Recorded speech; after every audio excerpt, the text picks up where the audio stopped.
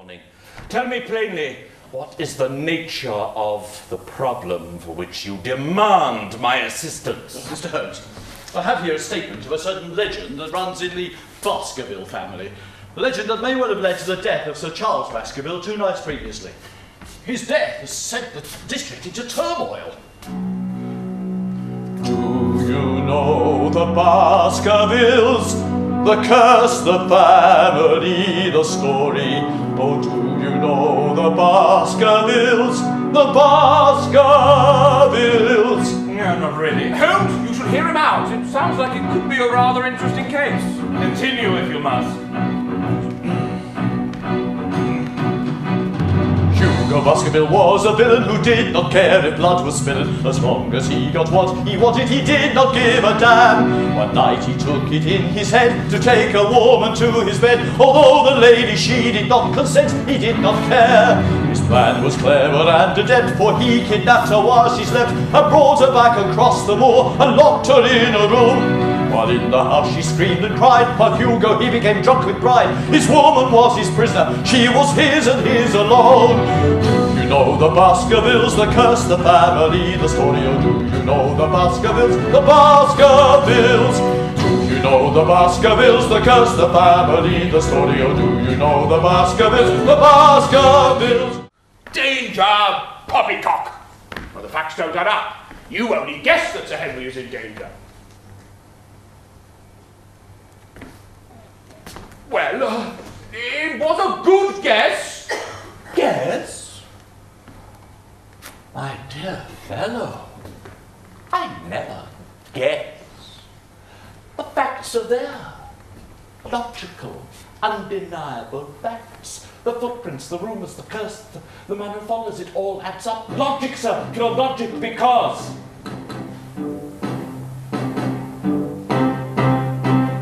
I am a man of logical deduction. I can extract facts like my brain has suction.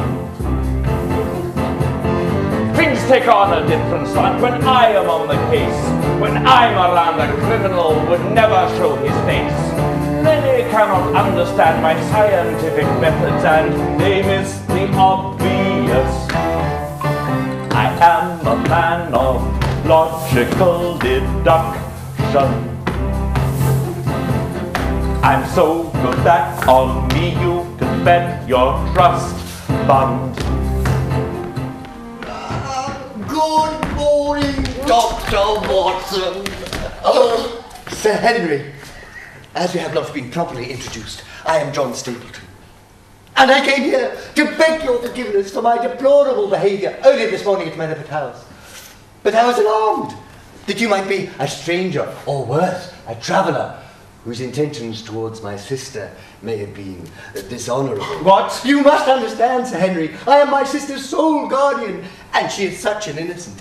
So naturally, when I came around the house and saw a stranger, never having met you before, I reacted out of concern and love to a degree more than was appropriate. Yes, all is forgiven, sir. I quite understand.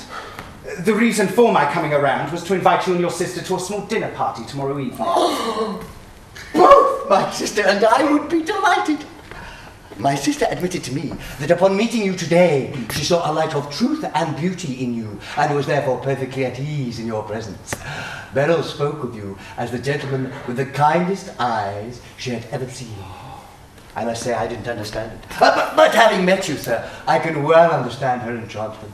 Really? Oh, indeed, sir. Again, I apologise. No harm done, my good man. And now I shall take my leave of you until tomorrow evening. Yes, thank you for coming, Mr. Stapleton.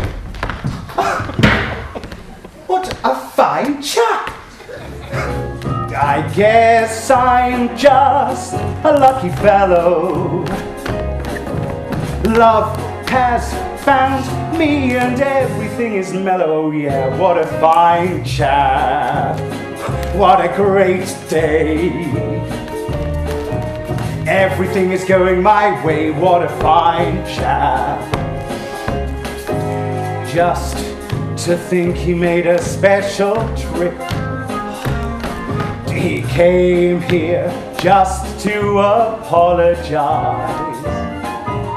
Then on purpose he let slip that his sister watches me with dreamy eyes. I guess he's just a lucky fellow. Everything's great.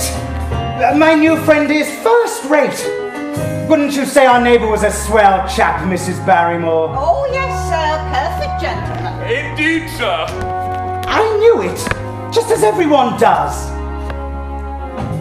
She's coming here tomorrow night. Forever she shall be my Valentine.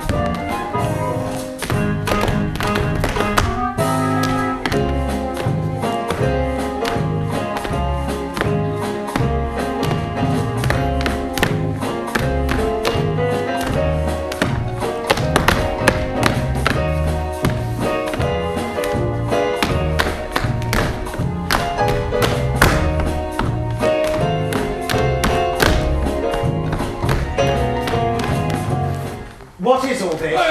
Nothing, sir. You were sending a signal to someone out on the moor. No, sir. No, sir. No. But there's no use denying it. We have stood and watched you. Yes, and I've heard your dear wife crying at night. No, sir. It's another woman, no doubt. Yes, sir. Yes, you have found me out, sir. It is another woman. I deduced as much. I haven't spent so much time with the greatest detective in the world for nothing. My investigative senses are honed to a fine point. Well, out with it, man. The whole story.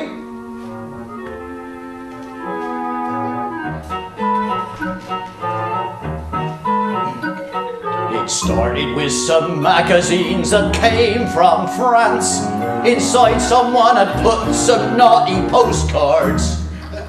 They showed me some things and I wanted to experiment. When I asked my missus, she was quite shocked. In bed that night I agonised until I realised I needed a willing accomplice. So I got a little secret I'm ashamed of. Her name is Nellie Kelly and she meets me on the moor for some hugging and some kissing and some ooh. She does things with me that my own wife would never do. My God! My curiosity was like a raging storm. My mind was constantly thinking sexy. Those postcards showed me things I swear I never saw. I asked my wife again and she said she'd call the law. I'm thinking of taking a wife. And your natural beauty and gentility would perfectly complement my own gonads. No! I mean, my good nature. Yes. Oh, Sir Henry, you flatter me, to be sure. Now, I will venture to say that I've cast my eye upon you as a wife. Now I put it to you. Would such a notion be within the realms of the possible? Although I have never considered it before, I must say, the nature of the idea does have appeal to me. Oh, Miss Stapleton, you have made me the happiest man in all of England. You stepped out of a dream that I had been keeping inside of my fantasy heaven, and pleasure rolled into one. How you do this to me remains a mystery. When I look in your eyes, I find my heart fluttering quite by surprise. I'm thinking of wedding bells and you in my arms, dancing to Mozart and Brahms.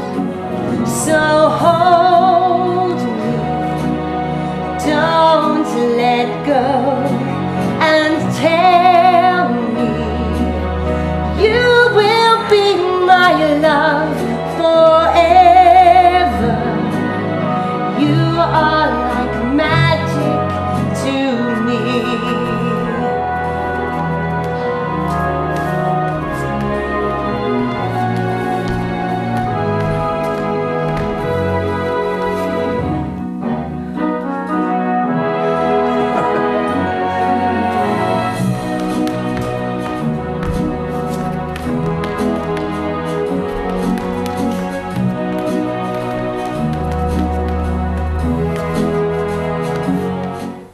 I call upon the spirit of Sir Hugo Baskerville. I say, are you okay, old man? It started to tickle. Let's continue. I like this, I must say. Please, we must not break the circle. Join hands and concentrate. Sir Hugo Baskerville, is that you? Are you there? Are you trying to contact us? Sir Hugo Baskerville, I summon you to our presence. Ah, Sir Hugo, is that you? Yes, I feel something's coming through. I'm making contact. Yes. Oh. Oh. Oh. Oh.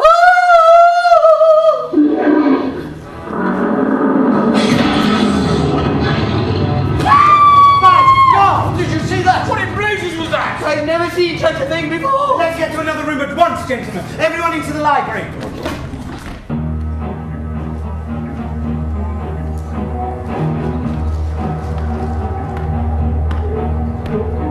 You know me. I'll do whatever has to be done, but I swear I never laid my eyes on anything like I saw tonight. I got one hell of a fright. I need to get the hell away from. We came here to meet Sir Henry. Now we are upset, and in a frenzy we saw something sinister at the window. We all want to leave, but we're too scared to go. Oh, Sherlock Holmes, where are you when we need you? We insist and beseech you, come and solve the mystery. Don't you take the piss with me. Get me away from here. Good thing that window wasn't thinner. That beast could have had us for dinner. My sister has had quite a shock, sir. Help her, man. You are a doc. I want to, but my nerves are shot. I can try, but I'd rather not. This is like a horrid dream. Enough to make one need to scream!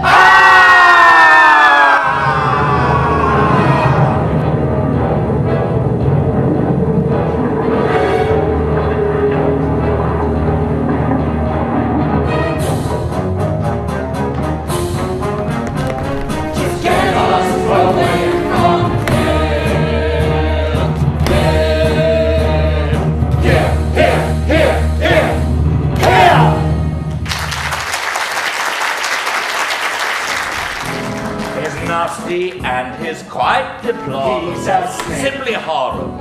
A 13-carat fake. Rather like a disease. For everybody's sake, he must be defeated.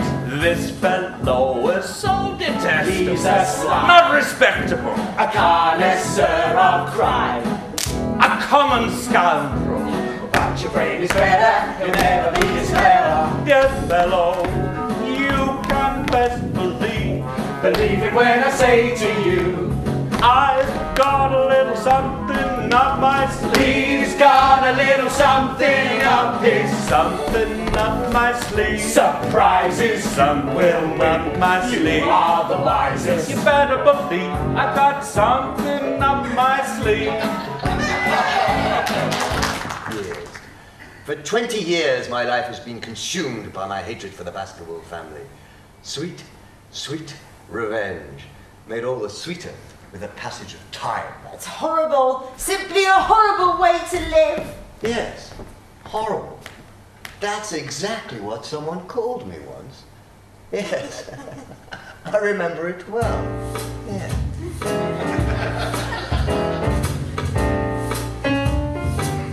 I'm a horrible lout. That's what my mother said as I withheld her medicine and watched her die in bed. I love fools, double cross. I bet Sir Henry has had his way with you already. You're nothing more than a slut and a harlot. John, how can you say such a thing? Quite easily, my dear. You're a slut and a harlot. And you're a bastard!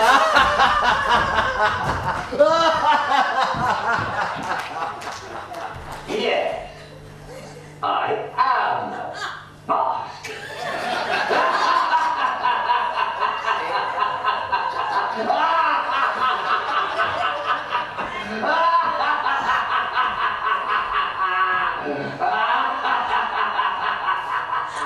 Slut!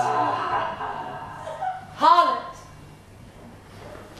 Is that what you want?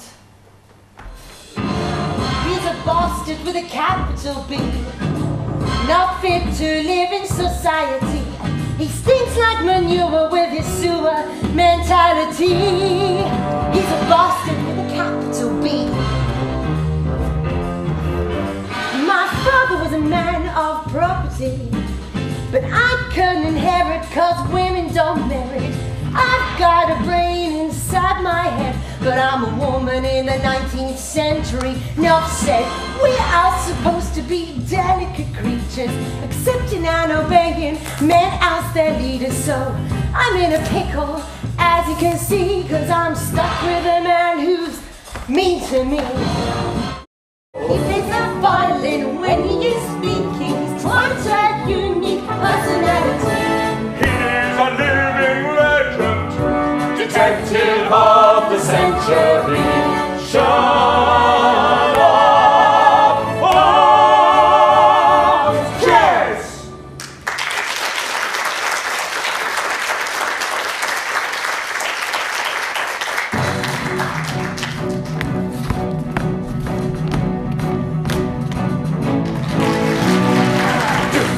The Baskervilles, the curse the family was stolen. You know the Baskervilles, the